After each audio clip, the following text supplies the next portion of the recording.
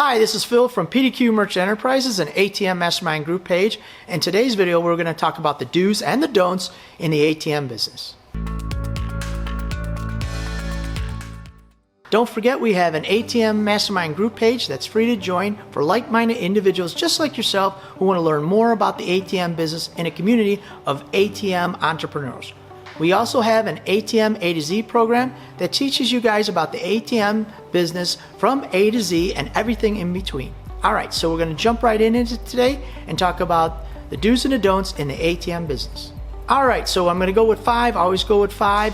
Number 1 don't in the ATM businesses, when you set up a corporation, don't put ATM in the name. Examples of this: Joe's ATM business, Phil's next door ATM business, ATMs by you, All-Star ATMs. Something of that nature. You want to leave ATM out of the business when you set this up. One of the number one reasons is you're drawing attention to your business. Even though you're going to be honest with them, you're going to tell them what you do. When the bank auditors come in, they won't necessarily see an ATM. Also, sometimes in the ATM business, they think you're an MSB, which is money service business. So you just don't want to draw attention to yourself when you set up an ATM business. Point number 2. You always want to set up a corporation when you set up your business, okay? You don't want to start as a sole proprietor. You don't want to do a DBA.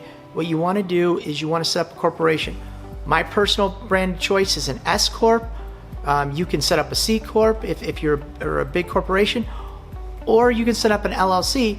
LLC seems like to be the hot item here when you're looking to set up a business. However, if you do decide to go an LLC route, you do not want to just leave it as a partnership. So I always try to steer people away from the LLC, steer them into the S Corp.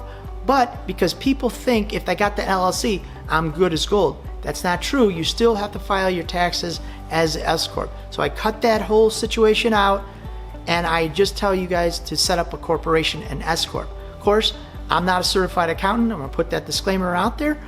So always speak to a certified accountant to let you know all your options. However, in my personal 20 years in business, these are some of the guidelines and the things that I have discovered, and I just want to share that with you on today's video.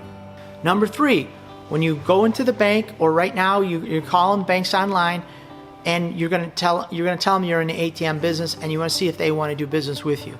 Don't go there under false pretenses and say, oh, I'm not in the ATM business. So you put the corporation into maybe a different name, maybe Phil's Merchant Services or something like that. And then what happens is you go and you tell the bank, hey, I'm not, you just tell them you're just in a small business and you need a couple accounts. What happens is then when the auditors come in, they'll see that you're moving money from you're coming in the bank, you're taking out a lot of money, you're getting money deposited in your bank account, and then you know what, they'll close you down because the auditors, you opened up the account under false pretenses, and now when the auditors come in, they're going to see this ATM business, which they wanted to shy away from in the beginning. That's why a lot of times people will go to, let's say, like a Bank of America. They'll open it up. Bank of America doesn't want to deal with the ATM industry, so you open up a bank account at Bank of America, and then a few months later, maybe as much as a year, they shut you down. It's because what happened is the auditors came in, looked at the books, they questioned the activity in this account, and the bank managers might have said, you know what, I don't know, I didn't know what kind of business it is.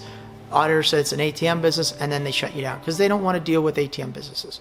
So always be honest. That way it'll save all the pains of them shutting your account down. If you're up front, you'll know, do they want to do business with you or don't they? If the answer is no, you just be thankful because you just saved yourself a lot of headache when they do go to shut you down. So always be honest so they know who you are and you know what they're all about. So number 4, when you set up your bank accounts, always set up with 3 bank accounts. A lot of times people set up with 1 bank account, their general checking accounts, their surcharge account, their vault cash account, and now what happens is you create a problem for the bank. Banks want 100% transparency. If you're depositing money every day in the account from the ATMs, you're writing checks out of there, your surcharge, they don't get a good handle and they think you're doing something kind of silly. So you want to avoid that. You want to set up a vault cash account that you don't touch except for taking money in and out, and that's it.